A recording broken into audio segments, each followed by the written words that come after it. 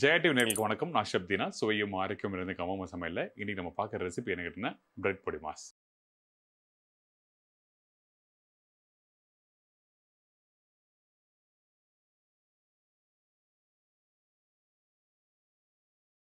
நம்ம வீட்டில் உப்புமா பண்ணுவாங்கல்ல அதே மாதிரி தான். ஆனால் இதில் வந்து நம்ம என்ன பண்ணுறோம், கொஞ்சம் தக்காளி எல்லாம் போட்டு பண்ண போகிறோம்.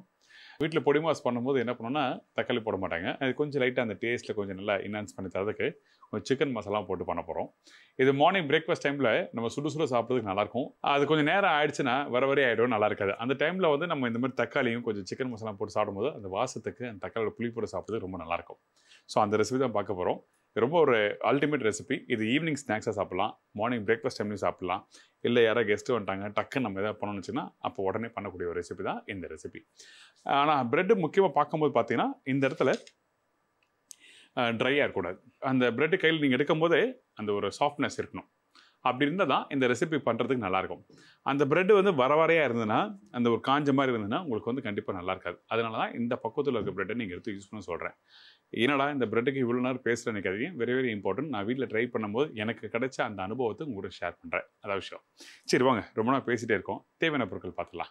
பிரெட் பொடி மாஸ் தேவையான பொருட்கள்: பிரெட் 4 நம்பர், கடலை பருப்பு 1 டேபிள் ஸ்பூன், உளுத்தம் பருப்பு 1½ டேபிள் ஸ்பூன், கடுகு 1/4 டீஸ்பூன், வெங்காயம் பெரிய சைஸ் 1 நம்பர், மீடியம் சைஸ் தக்காளி 1 நம்பர், பச்சை மிளகாய் 1 நம்பர், மஞ்சள் தூள் சிறிதளவு, மிளகுத்தூள் 1/2 டீஸ்பூன், சிக்கன் மசாலா 3/4 டீஸ்பூன், கொத்தமல்லி தேவையான அளவு, கருவேப்பிலை தாளிப்புக்கு தேவையான அளவு, உப்பு தேவையான அளவு, எண்ணெய் தாளிப்புக்கு தேவையான அளவு. இந்த ரெசிபி தேவையான பொருட்கள் பார்த்தாச்சுல. இந்த ரெசிபி இன்னும் ஒரு விதமாகவும் பண்ணலாம். இல்லை மார்னிங் வந்து கொஞ்சம் நல்லா ப்ரோட்டீனோட சாப்பிட்டா ரொம்ப நல்லது அப்படின்னுச்சுன்னா அந்த டைமில் இந்த மாதிரி ப்ரெட் ரெடி பண்ணிட்டு சைடில் இன்னொரு பேனில் ஸ்க்ராம்பிள் எக் இருக்குல்ல, அதாவது பொடி மாஸ் மாதிரி அந்த எக் ரெடி பண்ணிவிட்டு நீங்கள் அதில் போட்டு மிக்ஸ் பண்ணி சாப்பிடலாம். அப்படி சாப்பிடும்போது உங்களுக்கு மார்னிங் பிரேக்ஃபாஸ்ட்டில் வந்து பேலன்ஸ்டாக இருக்கும். நீங்கள் ட்ரை பண்ணி பாருங்கள். இதுலேயே போட்டு டுகெதராக குக் பண்ணி பார்த்தீங்கன்னா உங்களுக்கு வந்து சரியாக வராது. ஏன்னா ப்ரெட்டோட அந்த முட்டையை போடும்போது கொஞ்சம் அந்த ஒற்றை பக்குவம் போயிடும். அந்த மாதிரி இருக்கிறதுனால நம்ம என்ன பண்ணுறோம், தனியாக முட்டை வேணால் நீங்கள் தனியாக டாஸ் பண்ணி யூஸ் பண்ணிக்கலாம். இது ஜஸ்ட் ஆப்ஷன் கொடுத்துருக்கேன், ட்ரை பண்ணி பாருங்கள். எண்ணெய் ஊற்றிருக்கேன். எண்ணெய் சூடான பிறகு நம்ம என்ன பண்ணுறோம், கடுகு தாளிப்பை போடுறோம். இந்த கடுகு வந்து பார்த்திங்கன்னா நல்லா அந்த பொரிஞ்சு வர அளவுக்கு நல்லா எண்ணெய் சூடாக இருக்கணும். போட்ட உடனே லைட்டாக பொரிய ஆரம்பிக்கணும். அதுக்கு பிறகு இதில் கடலைப்பருப்பு உளுத்தம் பருப்பு போடுறோம். இந்த கடலைப்பருப்பு உளுத்தம் பருப்பு எதுக்காகனா, நீங்கள் சாப்பிடும்போது அந்த ப்ரெட் வந்து நல்லா சாஃப்டாக இருக்கும். அந்த டைமில் பல்ல கடிக்கிற மாதிரி கடக்கு முடுக்குன்னு எதனா இருந்தால் நல்லாயிருக்கும். இப்போது நம்மக்கிட்ட இருக்க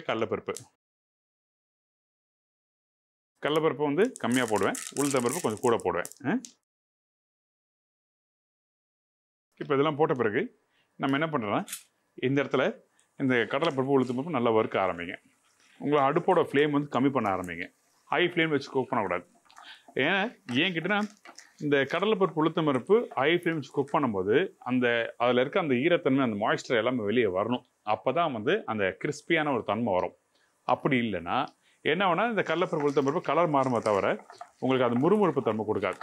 அதனால தான் நம்ம என்ன பண்ணுறோம், இந்த மாதிரி கடலைப்பருப்பு உளுத்தம் பருப்பும் போட்டு ஸ்லோ ஃப்ளேமில் வறுக்குன்னு சொல்கிறேன். இதுக்கப்புறம் இந்த மாதிரி கடலைப்பருப்பு உளுத்தம் பருப்பு போடும்போது இந்த பச்சை மிளகாய் யூஸ் பண்ணுறேன்.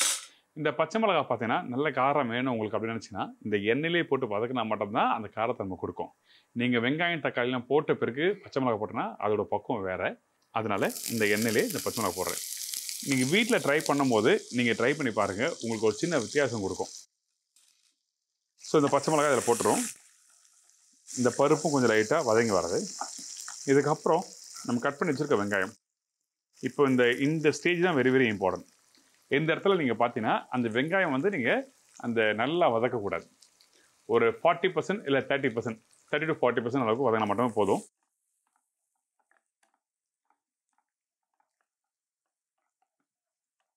இப்போ இதுக்கு பிறகு நம்ம எந்த ஒரு சவுத் இந்தியன் சமையலாக இருந்தாலும் அந்த கருவேப்பிலை ஃப்ரெஷ்ஷாக போடுங்க. கருவேப்பிலை கொத்தமல்லி இல்லாத சமையல் வந்து நான் வந்து சவுத் இந்தியன் சமையலை எடுத்துக்க மாட்டேன்னு சொல்லுவேன். நம்ம சவுத் இந்தியன் சமையல் சொல்லும் போது முக்கியமாக கவனிக்க வேண்டிய விஷயம்னா பேசிக் வந்து அந்த தாளிப்பு.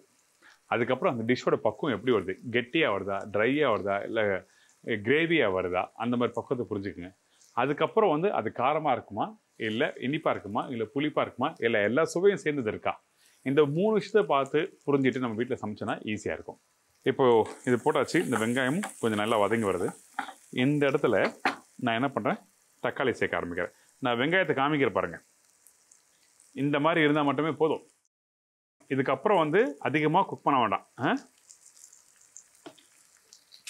இதுக்கப்புறம் நம்ம என்ன பண்ணுறேன், இந்த மஞ்சத்தூள் கொஞ்சமாக போடுறோம். இதுக்கப்புறம் இந்த சிக்கன் மசாலா, வேறு எந்த ஒரு மசாலா தேவையில்லை. இதோட உப்பு தேவையான அளவுக்கு, கொஞ்சமாக கொத்தமல்லி போடுறோம். இதெல்லாம் போட்டு இந்த பேனோட இப்படி நல்லா டாஸ் பண்ணுங்க. இப்போ இந்த இடத்துல நீங்கள் கவனிச்சிங்களா, அந்த தக்காளி குக் பண்ணும்போது பார்த்தீங்கன்னா நான் தக்காளி நல்லா வதக்கவே இல்லை. தக்காளி போட்ட பிறகு எல்லா மசாலாவும் போட்டுட்டு ஜஸ்ட் பேன் டாஸ் பண்ணியிருக்கேன். இந்த மாதிரி தான் இருக்கணும். இந்த மாதிரி தக்காளியை வந்து நீங்கள் வந்து ரொம்ப குக் பண்ணிட்டீங்கன்னா அது வந்து அந்த தொக்கோட கான்செப்டோ இல்லை மசாலா கான்செப்டோ போயிடும். அப்படி போனால் நல்லா இருக்காது. அதனால தான் தக்காளி போட்ட உடனே மசாலா பெரட்டிட்டு அதுக்கப்புறம் நான் என்ன பண்ணுறேன், என்கிட்ட இருக்க இந்த பிரெட் இருக்குல்ல, இந்த பிரெட்டை கையில் இப்படி பிச்சு போடுறேன். அப்படி பிச்சு போடும்போது இன்னொரு முக்கியமான விஷயம், அடுப்போட ஃப்ளேமை கம்மி பண்ணுங்கள். திருப்பி கொஞ்சம் லைட்டாக உப்பு போடுறேன். திருப்பி கொத்தமல்லி போடுறோம். போட்டுட்டு சும்மா லைட்டாக அந்த தண்ணின்னா தண்ணி அதிகமாக யூஸ் பண்ணாது, சும்மா ஒரு 1/4 கரண்டி அளவுக்கு தண்ணி, சும்மா லைட்டாக திருப்பி தண்ணி போடுறேன்.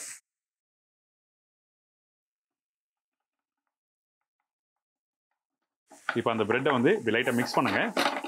மிக்ஸ் பண்ணிட்டு அப்பப்போ இப்படி லைட்டாக இப்படி கொந்தி விடுறோம். அவ்வளோதான். இப்படி பேனில் டாஸ் பண்ணினா இந்த பொடி மாஸ் ரெடி. கடைசியாக நம்மக்கிட்ட இருக்க இந்த பெப்பர் பவுடரை லைட்டாக போடுறேன். போட்ட பிறகு திருப்பி கொத்தமல்லி கொஞ்சம் போட்டு அப்படியே சுட சுட சுட சுட அப்படி எடுத்து சர்வ் பண்ணால்